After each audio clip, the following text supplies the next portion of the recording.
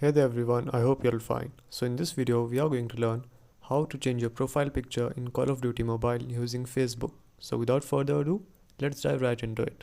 So first of all, what you need to do is you need to click on this settings option here. And as you can see, I have already linked my Facebook account here. You have to set your profile picture. The one that you want on Call of Duty should be the same as your Facebook profile picture. So after you link your account, after almost 24 hours, you can click on it on the top left corner on your name, and then click on basic and click on this image here on your profile icon. And as you can see, there is no direct option to change your profile picture. So here's the trick. You need to just click on restore default after linking your Facebook account. Click on restore default, and as you can see, this is my Facebook profile picture here. So it has appeared here. So that's how you can change the profile picture.